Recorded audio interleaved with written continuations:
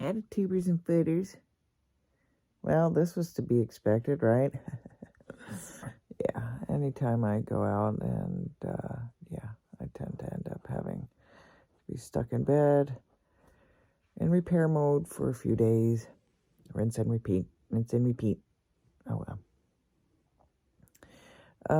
I wanted to share a really cool story, though, a really cool experience. Katie and I, probably about a month ago or so, went out and stayed the night out at Haven Root. And while I was there, I went to go move my backpack, and there was this necklace that had kind of caught onto my backpack, and was like, huh, what's that? And I pulled it up, and I didn't recognize it. And so I asked Katie if it was hers or if she knew who it was, and she said no. So I kind of tossed it back in my bag, thinking, well, maybe I'd just forgotten that it was my necklace, and I would look at it later, because we were in the midst of packing up and heading out. So when I got home, when I held it, I just knew, like, holding it, it had some weight to it, like someone's missing this necklace. Like, I felt like really compelled that someone was missing this necklace. And so I got home and I pulled it out and was looking at it and made sure, no, this is definitely not mine. But like I said, that feeling was there. Like, it had weight to it. Like, someone is missing this big time. And so I said a little prayer and, and hoped that I would find the owner to the necklace. And I put it on my, I have this little Bastet cat thing. And so I hung it on there and, said a prayer and went about my business. Well, last night, or not last night, but the other night at the women's circle, there was a woman there that had a necklace on just like that necklace. And so I approached her and I said, oh my goodness, that necklace is beautiful. And as she went to, she told me, and I said, right as she was starting to tell me, I started to tell her that I had found a necklace just like it. And like, we both just stopped and looked at each other. And she just, was shocked and said, where'd you find it? Where'd you find it? And I told her where I had found it. And she was like, it's mine, it's mine. And anyhow, it was just one of those moments. And I had told her I was bound, like I was hoping to find the owner of that necklace someday. And sure enough, I found her. So, don't ever give up on the power of prayer. It may,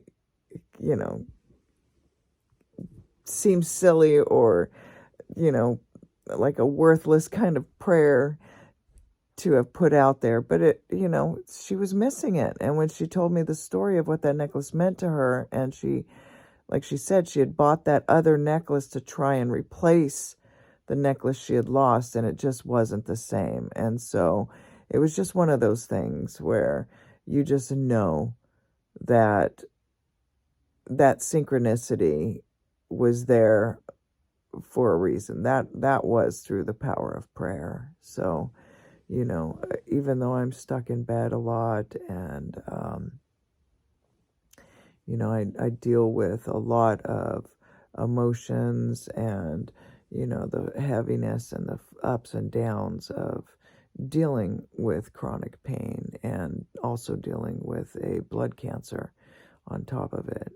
There's just a kind of a dance that needs to be done. And I have a tendency to speak my mind, and when boundaries have been crossed, I will speak up and put my foot down, and sometimes that throws people off and they don't understand. But as someone who is very open and loving and caring, when boundaries do get crossed, I tend to ensure that they don't get crossed again, and everyone knows that a boundary had been crossed. And so, I think that just kind of keeps me open and honest and genuine.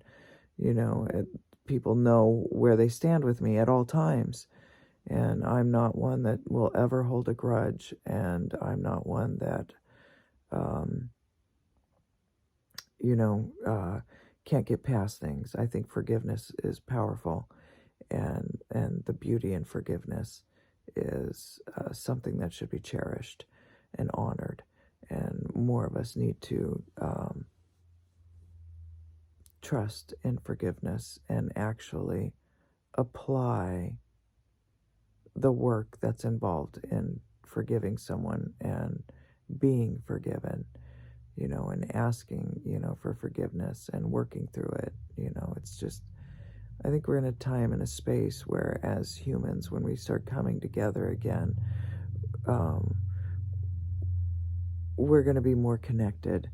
And I really hope so. And I think we can be more honest and open with one another and share our truths and be heard and be able to witness to one another. And, within that, the values and the beauty and the love, will come about. And that's something I would love to see in the world, is when we're safe, we're going to have a different world. Like when women are safe, we're definitely going to have a different world. When men are safe, we're going to have a different world. So we'll get there. We just need to acknowledge that feelings exist for a reason, and work through our own personal feelings, and trust that there is a divine guidance in our lives, and to really work to cultivate that personal relationship with our Creator, because it's something beautiful, and it's so powerful when you watch it play out. It really is. Well, I hope that helps someone today, and hopefully I'll be able to get back out into the woods soon. I have my blood work on Tuesday, so hopefully that will be okay and I can go home. Right now, that's why I'm kind of stuck here, is because my blood work was off, so I'm not allowed to go home yet. So I've got to try and maintain my stress at a very low level, and, that way my blood work, I'm just trying to make sure that my blood work's as good as possible, so I don't want to be all stressed out, prior to that. So hopefully we'll have awesome news on Tuesday. Woo, they don't know what's wrong with Woo. It's not Cushing's, so that's an awesome thing, but they're not sure why her liver's enlarged. She's responding really well to the new meds. This morning was the last of her meds, so, hopefully she'll stay in an up mode.